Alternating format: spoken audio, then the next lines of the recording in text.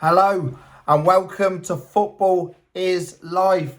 We're back after a mad weekend of Premier League football. Couldn't wait to come back on tonight and speak to you all. All right, keep following the channel. Make sure you like, comment and subscribe. Come on, it's free to do. Get behind the channel. We're back to round up a massive weekend of Premier League football. You know, it's been non-stop this weekend. Some crazy results. Been an absolute pleasure to watch some of the football this week and the entertainment this weekend. So we'll be doing that. We'll be doing the team of the weekend, of course. That's back tonight. And then we're going to be looking into a bit of Spurs, what's going on there. Big news with Spurs. Could the unbelievable happen? Going to discuss that. Let us know, obviously, after I've spoke about the Spurs, what you think. But it ain't looking good, is it, Spurs fans? And then we got more midweek Premier League football. It's just been relentless. It feels like it's been relentless since Christmas. And we've got more football yet again during the week. Tuesday, Wednesday and Thursday. So we're going to be looking at those games, trying to predict those games. I mean, this weekend wasn't a great weekend of predictions for me. Fortunately, on Sunday, I got a couple of home wins or away wins draw. I got them right.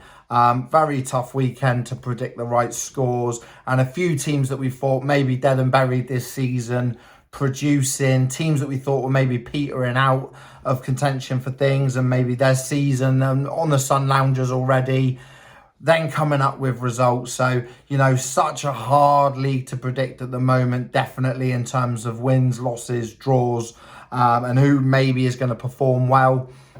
So a great jam-packed episode. Football is Life. Here we go, straight into it. And no better place to start than Molineux on Friday night. And yes, gonna praise the Wolves. Obviously gonna praise the Wolves for an amazing display. The pressure's off Wolves, you can see it. And God, Rob Edwards is getting a turn out of those players. Some unbelievable performances again. And Wolves just looked so much hungrier than Aston Villa. Aston Villa look spent. They look absolutely done at the moment. And I don't really know what's going on there. But you could see Unai Emery was fuming on the touchline. And understandably so. They just looked out of legs, out of depth. Players not firing. And I just thought for a local derby and a team, you know, you're playing a team bottom of the league, they were disappointed. Really disappointing. And I'll be a little bit worried, Villa fans, that, you know, there's other clubs here that might be catching you and your position in the Champions League is really under threat at the moment. So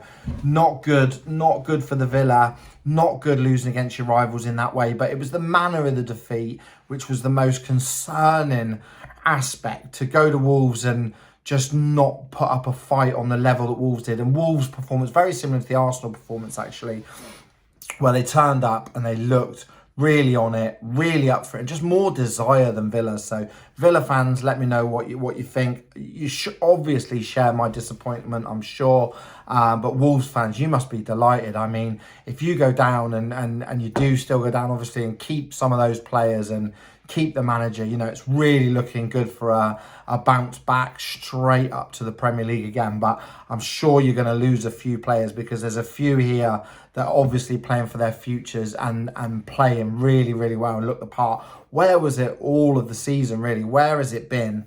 But wow, what an improvement. So that was interesting. Friday night football. We love a Friday night game, and that really set the tone for the weekend of some good football.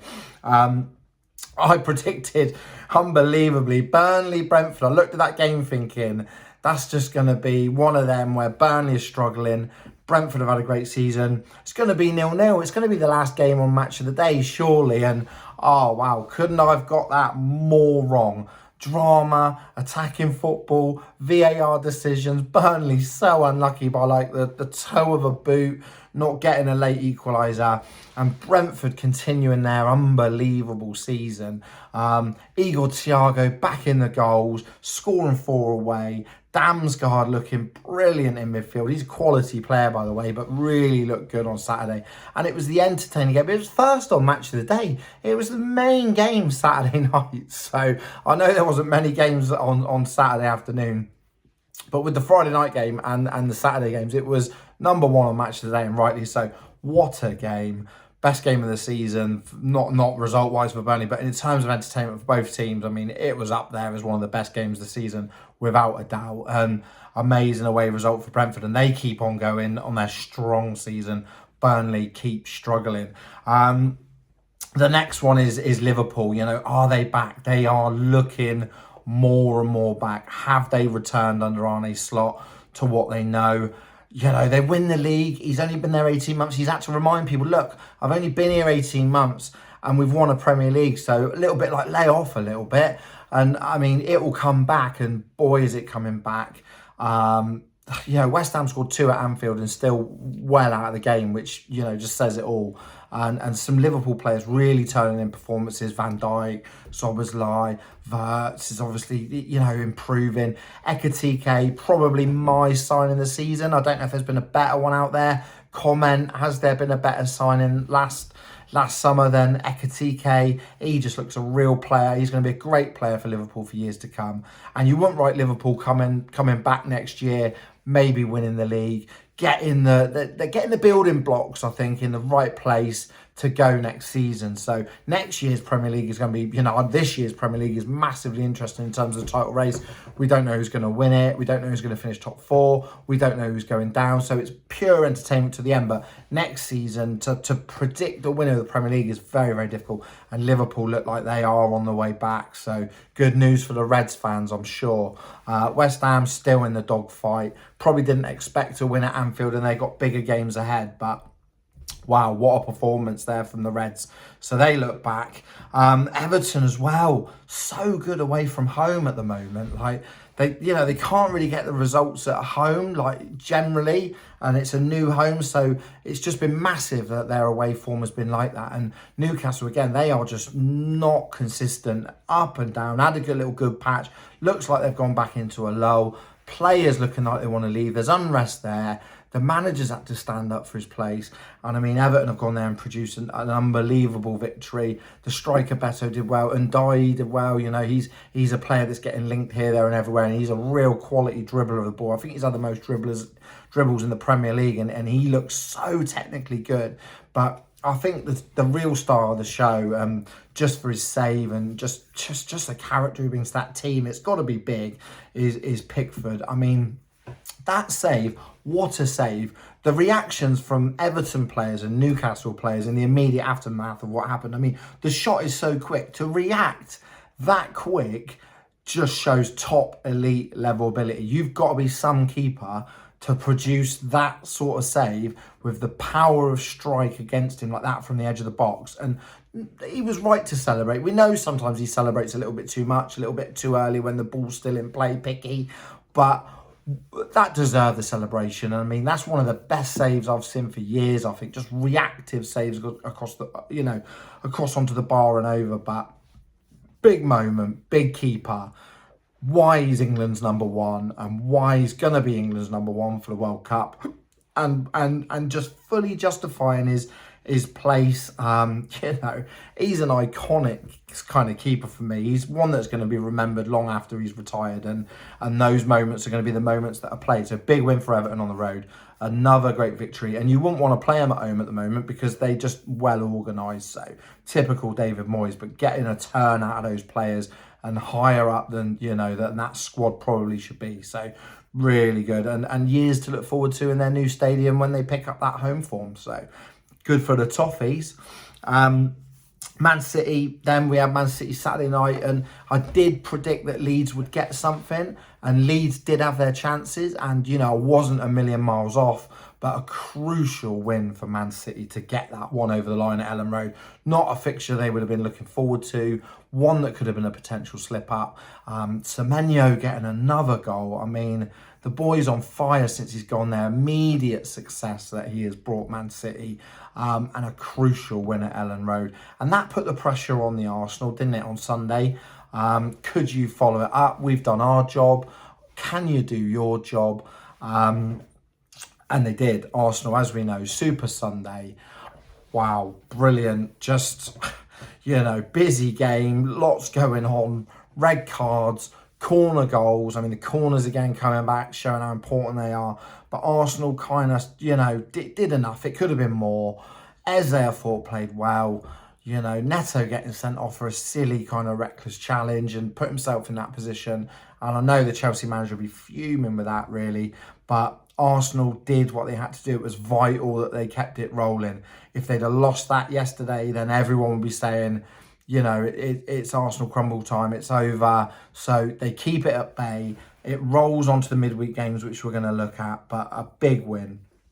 And to round up, we've got to round up with Man United. I mean, Man United looked out of sorts first half, and Crystal Palace started well. They looked like the Crystal Palace, of a few months back. They were connecting, finding their players. Lacroix, a good player, scored a great goal from a corner, and he's got that aerial threat. He does get up there and score. And then just second half, it just turned, didn't it, on the red card. Cunha gets played through. For me, is it a penalty? I'm not sure. The contact kind of starts outside the box, and I think Cunha knows exactly what he's doing. It's an art within the game, whether we like it or not, that players are getting more clever at drawing these fouls and penalties. And just Bruno Fernandes, we spoke about him before on the channel, but what a player the guy is. I mean, just a brilliant goal, tucked away his penalty under pressure, got United back in. He kind of dictates games, and then just that assist for Sesko's goal. I mean, what a bullet header from Sesko. And, he's looking like a really good buy now. One that I predicted that, he will come good. He's a great buy for Man United. And as he adapts to the league, he's a young lad, big lad though, strong, powerful. And United, Carrick, win again. I think they've won all but one in the league. Kobe Mainu, again in midfield, stringing things together. And they just look so much more settled. Even the likes of Harry Maguire just looks rejuvenated, leading the team from the back. But they weren't great first half, and they really had to up the level second half, but they did it, which shows character, shows Carrick's got the players, shows whatever he's saying at half-time is working. So, yeah, United, they are in the Champions League, let me tell you. They are coming, they are there. They will qualify for Champions League. It's putting pressure on the rest. But we're seeing the giant return, I think. Man United and Carrick return. Does Carrick deserve the full-time job? Let us know. We're going to have to do a special episode on Carrick, I think, at the end of the season, because I think he's putting himself into a position where they would look silly if they didn't appoint him full-time. And he can get something out of United in the next 5 years. He could get a title. He could get FA Cups. He could get European Cups. It's a possibility. So I would stick with him personally and go with it. It maybe isn't the obvious decision, like the honeymoon period could collapse, and maybe it's the best in an interim role. But I would be giving him the job if he carries on like this, 100%, and going for it again next season. So that rounds up the weekend. Brilliant weekend of football. The team of the week now. I'm going to try and go through the team of the week very quickly. I've looked through all the games. I've looked through a bit of the stats and a bit of the ratings, some players that got some vital goals and some vital moments. So this is my team of the week. Okay, again, I've gone for a 3-4-3 just because of the amount of goals and kind of chances created in the Premier League on the weekend. So only 3 defenders in there, which is been hard to pick. But 4 midfielders, 3 strikers, a keeper. Goalie, easy one. Picky, you're my man, Everton. For that save alone, you're in, no arguments. 3 defenders, okay. Big win for Wolves on Friday night, and I really like the defender Mosquera. And I thought he had a solid game in a solid home win for Wolves. So Mosquera, you're in. And then I've gone also for Sunderland, who didn't mention in the roundup, but a really, really impressive result, I thought, away from home at Bournemouth. It was a game that I thought Sunderland might peter out, and they kind of showed their teeth a little bit again. And I thought Alderete for them was brilliant at centre-back, so he's in. And another defender, because I think it's easy for pundits just to pick all the players that have got assists or they've been on the winning side on the weekend for the team of the week. But I think Juve, the left-back at West Ham's a really good player. I thought he had a really good game. He provides an outlet, provides great assists and just great crosses. And I thought he did well down that side. So, yeah, Juve of West Ham, left-back, is in. And that makes up my back 3. Now, my midfield 4, all right? There's only one place I can start. And now, I've been a bit of an admirer of this player. And I think if he was at a higher team, he'd get talked about a lot more. And I think it's just part of this Brentford recruitment, like quality player. So Damsgaard, 2 goals against Burnley, and he looked a cut above. He looked a cut above Burnley, and a cut above some of the league, to be honest, on Saturday. And he's a quality player that could play for a higher club. But obviously Brentford have got aspirations for Europe, no doubt. And they'd love to keep him, obviously. But Damsgaard, you're in, first midfielder. And then another one on the losing side of that game, just because it was such a good game, I thought, actually, there's players within that game that deserve to get in the Football is Live Team of the Week. So Jadon Anthony for Burnley, who's been was decent in the Championship. He's come up and actually he's one that has adapted to the Premier League. I think he's a really talented player. So Jadon Anthony, you're in. I've also gone for Nottingham Forest and Morgan Gibbs-White. Just a player that just seems to keep on improving. He's always been good. He was obviously famously in the England under 17, one of his side that won the World Cup years ago. And, you know, we've watched a few come out from that side, like your Fodens, that you kept an eye on, so, and your Solankis. But he is a great player, technically good, could play for any team in the Premier League, no doubt, and massive for Nottingham Forest. So Morgan Gibbs-White, again, another solid performance, and he gets in. And the final one is obviously Bruno Fernandes. Is he the best player in the Premier League? If not, who is better? I don't think there's anybody better this season, unless somebody can tell me that there's someone better in this division than him. Another goal, another assist. I think it's like 8 goals, 13 assists this season so far. And I mean, he's just a mercurial player, quality player. You want him in your team, top class, just top technician on the ball. Another goal, another assist, never in doubt. And he is a class act. So Bruno makes up my midfield. And then my 3 up front, signing of the season, arguably, unless someone can think of a better one. I know people would say Cherky and people like that, but Ekitike of Liverpool is my first striker of the 3. Just a quality player, surely in the French squad for the World Cup, and he could break some hearts, couldn't he, in the summer? But he's a top player. So Ekitike, future Liverpool great and legend, if he stays in the country, without a doubt, it would take some money to prize him away. Beto of Everton, in Everton's great away win. Beto, big, strong, needed that. He's got so much potential, and he doesn't seem to show it as often as he should. But, you know, what a lad. He's got pace and power, and he should be showing that more. You know, grabs another goal, and he can be top draw and a real handful up front. So Beto's in. And then the last one is Danny Welbeck. I mean, he just matures like a fine wine. He just gets older and older. He was brilliant at Man United. And, you know, who would have said that his career would have had this sort of longevity at the top level? But still in the top level, still scoring goals, still quality, holds up the ball, but knows where the net is, knows where the onion bag is, and just top draw from Danny Welbeck. So he's in. That completes my team. All right, now we're just going to quickly look at the fixtures ahead. Just have a sip of me tea. So we have Premier League games Tuesday, Wednesday, and Thursday this week. So absolutely brilliant, you know, brilliant for the ones on telly as well for us all to watch during the week. So we'll start with the Tuesday games, then we'll go to Wednesday, and then finishing off with a big game on Thursday night. So Tuesday night, we've got Bournemouth v Brentford. Again, I've had a little look at these. I've done some research because I want to try and get more predictions right on the channel. Trying to take my hunch and my picks. Now, I think Brentford are just a really hard team to predict because you kind of think, well, they're going to lose at some stage or they're going to fall off that level.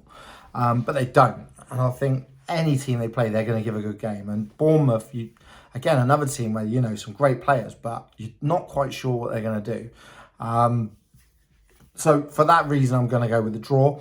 I'm going to go Bournemouth 1, Brentford 1. I'd love to see another goal from the Brazilian winger for Bournemouth. Everton v Burnley. Now, Everton fans are going to love this, but I am going to predict, they've not had many this season, an Everton home win at the Hill Dickinson Stadium. They are going to beat Burnley. Burnley's just painful kind of season, I suppose, is going to continue here, I'm afraid, and not much luck on the way on the road this season. A Tuesday night at Everton, I believe, is a hard fixture. And I think Everton will come out flying, and I think it could be over by half time. So I'm going to go for a resounding win for Everton. I'm going to go Everton 3, Burnley 1. And then Leeds v Sunderland. So Leeds, again at home, I always fancy Leeds at home to do well. I've predicted them a few times now and it's not quite panned off against higher teams in the league. Sunderland, again, a good side, capable of getting results, got a few players back. But I am going to go for Leeds to edge it 2-1 at Ellen Road. Leeds. And then Wolves-Liverpool rounds up the games on Tuesday night, which, I mean, how do you even predict this? Wolves dead and buried, but really playing well, really well at home, got results against top teams at home. But I do think that's going to come to an end. This might just be one too many where we're expecting the level from those players to keep going. And I think a bit of tiredness come in, Liverpool back on the march. So I think this is like Sunderland lost their record at home. I think, to Liverpool. I think Liverpool would just do a professional job here and just get a victory. So I'm going to go Wolves 0, Liverpool 2. We then go on to Wednesday night and some big games Wednesday night, some massive games for Europe and the top of the league. And we start with a Champions League kind of contender. Chelsea now have got work to do. They go to Aston Villa. And Aston Villa, I just think they're in a bad patch. And I'm trying to argue for the Villa.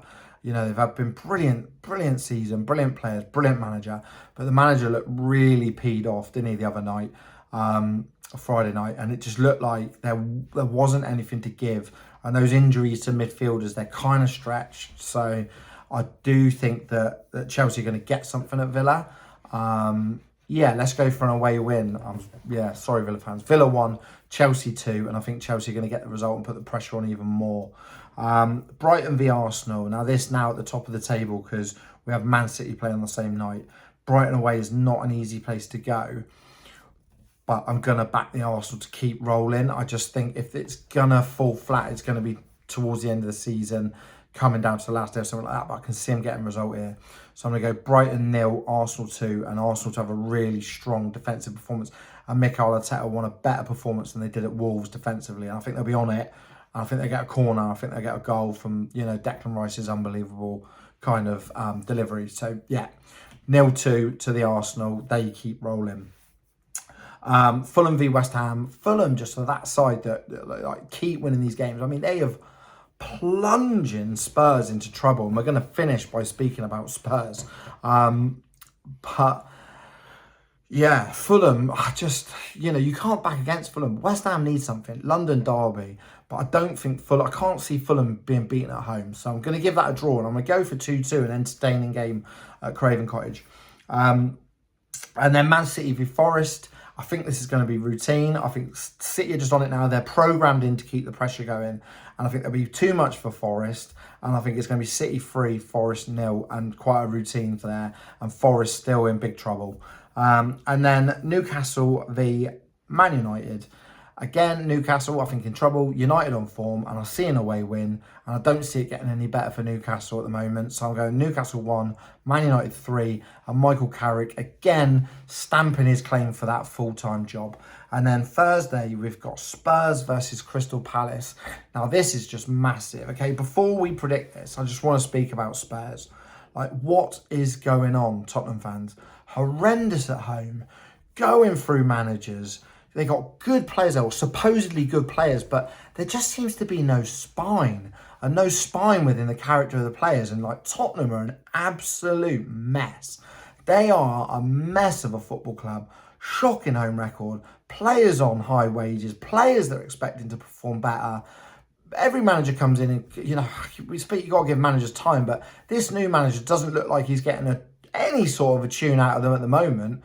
And then you're thinking, is it a bad thing that they've sacked Thomas Frank and tried this? It's not working at the moment. And I just don't see it working. And Tottenham really could go down. Could you imagine that? Spurs, a massive club. I don't even know if they've played at the level below the Premier League or when the last time that was. But we are in real possibility of seeing a massive club in Tottenham with a massive stadium dropping into the Championship.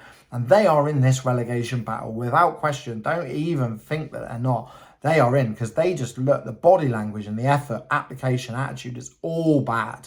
And I don't see it changing. And actually against Crystal Palace on Thursday, Tottenham fans, let us know. What are you thinking? Are you just absolutely done at this point and thinking, oh no? But Crystal Palace look good against Man United. I think they can hurt them. I think Wharton playing balls through. Sarr, Gesand, Strandlar. So I just think Crystal Palace are going to get something and add to Spurs' demise. And it's, Spurs need this. If there's any time now that they need a victory, this is Thursday. Because if they lose Thursday, it could be as big as they are plummeting. So, yeah, Tottenham, shocking. They need to sort it out. And there's something massively wrong at that club. I'd love the Tottenham job. I mean, what a club. Anybody would want the Tottenham job to go and sort that out. But they just need some decent coaching, decent structure, decent recruitment. Start buying the right players, making the right calls, getting a turn out of the players on the training field. So I'm going Spurs 1, Crystal Palace 2. That's a place to end the episode. It's a massive kind of debate. What do you think, everyone? Spurs, are they going down? Yes or no? All right, I've loved coming on tonight. Absolutely brilliant. All right. Check out all my other content. Please like, comment, and subscribe. Keep the journey going. All right. If you've got any football coming during the week, enjoy. If you go into games, enjoy it. All right. Let me know your thoughts. As always, football is life. Legends. Keep it real. Bye.